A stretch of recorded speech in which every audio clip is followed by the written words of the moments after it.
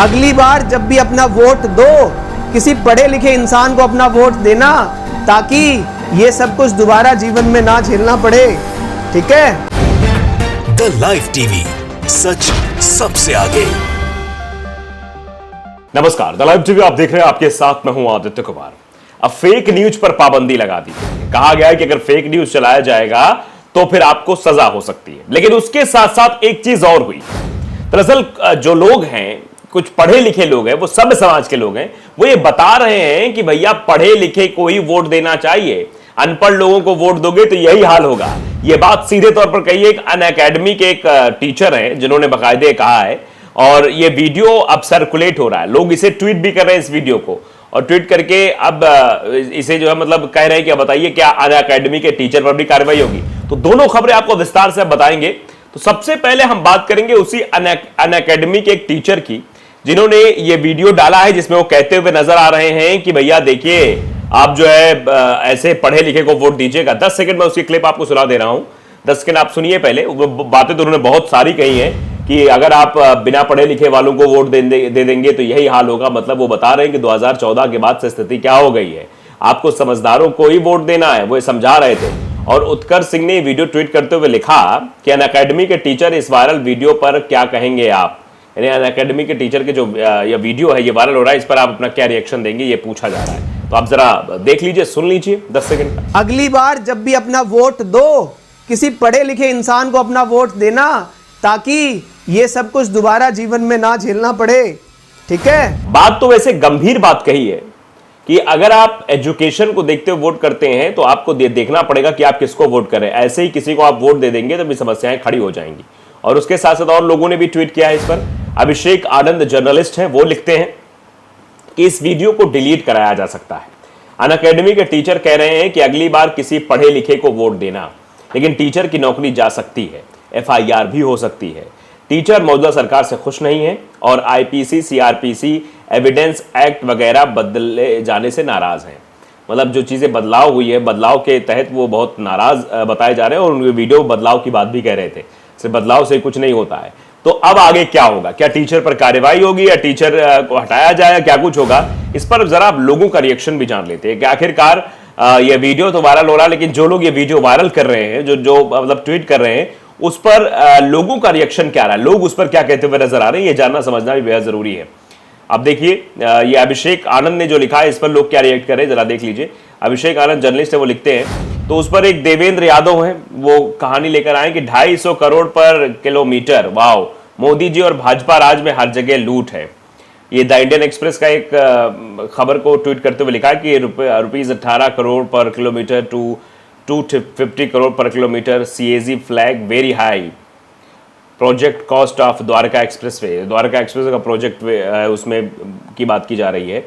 और एक ओम नाम के ट्विटर यूजर है, वो लिख रहे हैं कि आप क्या कहना चाहते हैं, पिछली बार हमने बिना पढ़े लिखे को वोट दिया था, क्या मतलब वो पढ़े लिखे नहीं है? ये सवाल भी लोग पूछ रहे हैं कि आप जो कह रहे हैं कि पढ़े लिखे को वोट नहीं दिया था, तो क्या मतलब वो पढ़े लिखे नहीं है?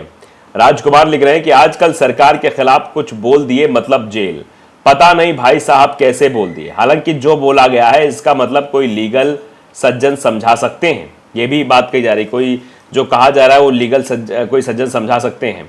हरिकेश मौर्य लिखते हैं कि तानाशाही है, कोई अपनी बात नहीं रख सकता है। मतलब देश में तानाशाही चल रही है, कोई अपनी बात को प्रेजेंट भी नहीं कर सकता, रख भी नहीं सकता है। राहुल शिंदे लिख रहे हैं कि मैंने आपको DM किया है, मुझे आपके साथ काम करना है, मुझे खुशी होगी सर। मतलब आप समझिए, लोग काम करने के लिए भी बात कर रहे हैं, आनंद जर्नलिस्ट जो है उनके साथ। न्यूज वाला लिख रहे हैं कि अंधभक्तों का रंग धीरे धीरे उतर रहा है। मतलब अंधभक्ति का जो रंग है वो धीरे धीरे उतर भी रहा है। विनोद उपाध्याय लिख रहे हैं कि सारे देश का बेड़ा गर्क कर दिया है। जी डाका लिख रहे हैं, तो ये ज्ञानी का ज्ञान देखो कि कानून UPSC की तैयारी के लिए बनाए जाते हैं, आमजन की सुविधा के लिए, और कुछ भी बदलता है तो किसी एक छात्र के लिए नहीं बदलता, तो छात्रों पर तो फर्क नहीं पड़ता, पर हाँ इस जैसे ज्ञानी को फिर पढ़ना पड़ेगा। मतलब कह रहे हैं कि बच्चों को तो कुछ नहीं वो करना पड़ता, लेकिन इनको फिर से पढ़ना पड़ेगा। रूल्स ब्रेकर नाम के ट्विटर यूजर है, वो इस पर लिखते हैं कि हमारे बड़े बुजुर्गों ने कहा है कि नाम में क्या रखा है, और एक हमारी सरकार है कि नाम बदलने पर उतारू है। उसको नाम बदलना है, बस काम नहीं करना है। वो नाम तो हम भी बदल सकते हैं, आपको नाम बदलने के लिए सरकार ने थोड़ी चुना है। कुछ काम करवाइए, लोगों का भला करिए, ये भी लोग कह रहे हैं। जो नाम बदलने की प्रथा चल गई है भारतीय जनता पार्टी की सरकार में, नाम बदलने से कुछ नहीं होगा। विपिन उर्मी लिखते हैं कि कोई नहीं कराएगा, तुम दिन भर सरकार और बहुसंख्यक समाज के प्रति प्रपंच करते रहते हो, तुम्हारे ऊपर कितनी FIR हुई, तुमने कितने वीडियो डिलीट करवाए गए, मतलब इस तरीके के भी लोग हैं जो अलग तरीके का भी रिएक्शन करते हैं। तो हम दोनों ही रिएक्शन आपको दिखाते हैं कि आखिरकार क्या कुछ रिएक्ट हो रहा है, लेकिन आप संख्या बल देखते हैं कि क्या लोग ज़्यादा कह रहे हैं। रणवीर लिख रहे हैं इसी पर ट्वीट करते हुए कि जिस प्रकार से खास पार्टी के लोग इस वीडियो को गाली दे रहे हैं, उस लिहाज से वो लोग ये साबित करना चाहते हैं कि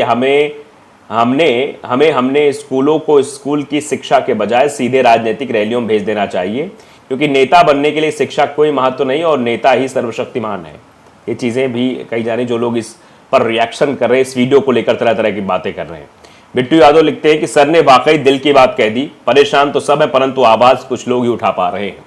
ये बात जो अनअकैडमी के सर हैं उनके बारे में कही जा रही है कि परेशान तो सभी लोग हैं, लेकिन आवाज़ कोई उठाते हैं। उनमें से एक है जो ये सर आवाज़ उठा रहे हैं।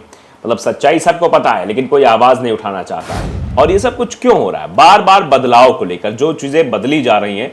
आप देखिए कि फेक न्यूज़ फैलाने पर 3 साल की हो सकती है सजा, नए क्रिमिनल बिल में प्रस्ताव रखा गया। तो नए क्रिमिनल बिल का प्रस्ताव आया है। आप समझिए, बार बार हर चीज़ में बदलाव की कोशिश की जा रही है। अब देखिए दिल्ली की सरकार अब पोस्टिंग ट्रांसफ़र नहीं कर सकती है।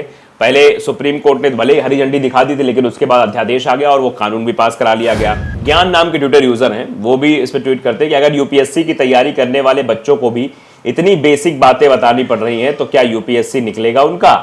मतलब आप समझिए, ये इस तरीके से भी लोग रिएक्ट कर रहे हैं। लेकिन आप समझिए कि फेक न्यूज़ आखिरकार कौन फैलाता है, फेक न्यूज़ कैसे फैलती है। आप जानते हैं फेक न्यूज़ फैलाने में कौन लोग ज़्यादा माहिर हैं। ऐसी वेबसाइट्स हैं जो राजस्थान के मुद्दे को लेकर जब वहां पर हंगामा हुआ था, उसमें कितनी गलत खबरें फैलाई गई थी, तो उन पर ही कार्रवाई होगी। लेकिन आप तो उन पर भी कार्रवाई होगी, वो लोग भी फंसेंगे। सूर्य प्रताप सिंह IAS कैडर के अधिकारी, उन्होंने लिखा है, बोलता है हिंदुस्तान की उस खबर को ट्वीट करते हुए कि फेक न्यूज़ फैलाने पर 3 साल की हो सकती है सजा, नए क्रिमिनल बिल में रखा गया प्रस्ताव। सबसे ज्यादा फेक न्यूज कौन सी पार्टी फैलाती है? व्हाट्सएप यूनिवर्सिटी का क्या होगा? सदन तक झूठ बोलने की भी कुछ सजा रखनी चाहिए थी। मतलब सदन में जो झूठ बोला जा रहा है उसकी भी कुछ परिसीमा रखनी चाहिए थी। और व्हाट्सएप यूनिवर्सिटी का आखिरकार क्या होगा? जो व्हाट्सएप यूनिवर्सिटी पर दिन भर ज्ञान परोसा जाता है, जो लोगों को गुमराह किया जाता है, लोग सच्चाई से सच्चाई उनको पता नहीं होती है, उनको कुछ अलग ही कहानी बताई जाती है। तो ये सवाल जो पूछे सूर्य प्रताप सिंह ने, उसका जवाब भी लोग देते हुए ट्विटर पर नजर आ रहे हैं। नदीम राम अली लिख रहे हैं कि भाजपा सबसे ज्यादा झूठ फैलाती है, फेक न्यूज फैलाती है। व्हाट्सएप यूनिवर्सिटी का क्या होगा? ये भाजपा के लिए सबसे बड़ी परेशानी की बात जो कानून आया है। ये डॉक्टर हिमांशु यादव हैं, ये लिख रहे हैं कि फेक न्यूज पर 3 साल की सजा का प्रावधान है, झूठ बोलने पर नहीं। यानी कोई झूठ बोलेगा तो उस पर सजा का प्रावधान नहीं है, क्या सिर्फ फेक न्यूज फैलाने पर ही प्रावधान है।